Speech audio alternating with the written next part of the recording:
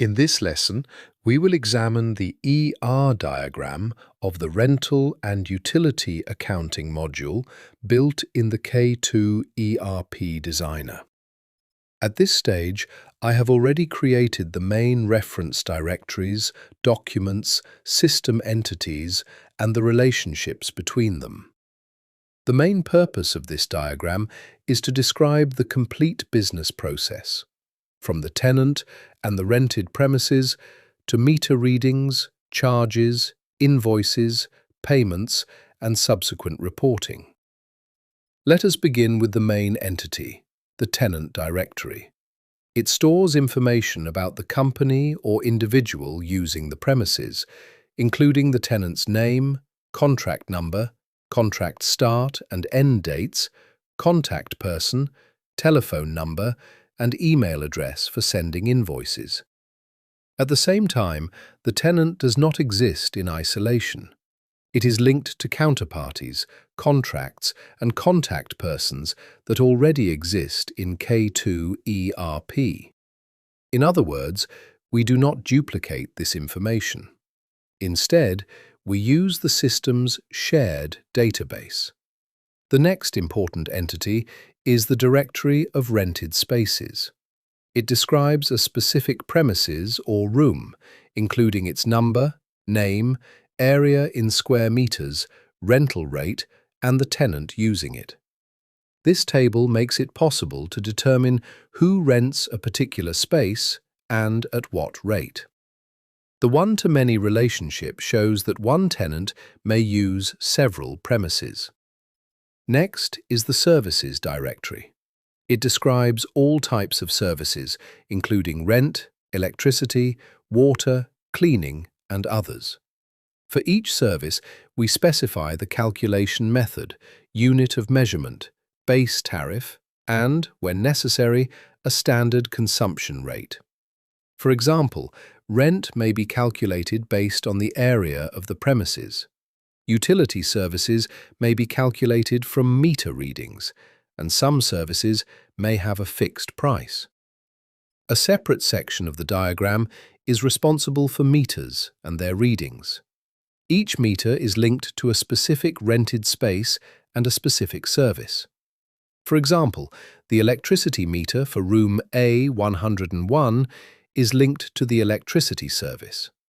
This allows the system to understand exactly which premises and which service the consumption relates to. The next entity stores meter readings. It contains the reading date, billing month and year, previous value, and current value. Consumption is calculated as the difference between the current and previous readings. These data are then used to generate utility charges automatically. After the reference directories and meter readings, the document section of the diagram begins.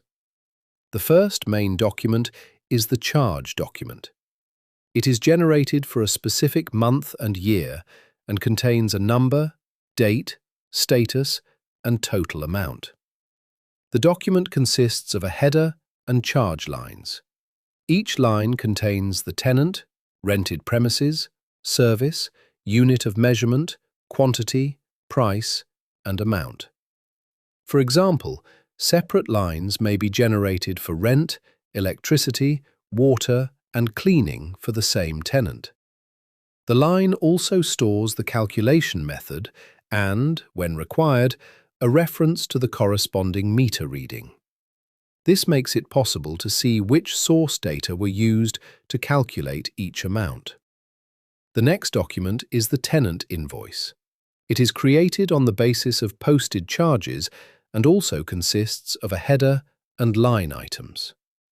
The invoice header stores the tenant, billing month and year, issue date, planned payment date, status, and total invoice amount. The line items contain the specific services, units of measurement, quantities, unit prices, and amounts. Each invoice line may refer to the corresponding charge line. As a result, the user can always trace the complete path of an amount, from a meter reading or rental rate to the charge, and then to the invoice issued to the tenant. The next entity is the payment. It is linked to a specific invoice and contains the payment number, date, amount, and status. Through this relationship, the system can determine whether the invoice is still unpaid, partially paid, or fully settled.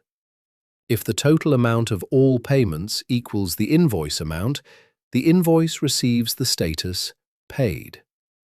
If only part of the amount has been paid, the invoice receives the status partially paid. The diagram also includes the system's reference tables. Counterparties, contracts, contacts, and base documents were not created again because they already exist in the K2 ERP database. I simply connected them to the new ER model using foreign keys. This means that we do not duplicate information, but use shared data across different system modules. The diagram shows all relationships created through foreign keys. When a relationship is selected, the right-hand panel displays the source table, the foreign key field, the target table, its primary key, and the relationship type. In most cases, a one-to-many relationship is used.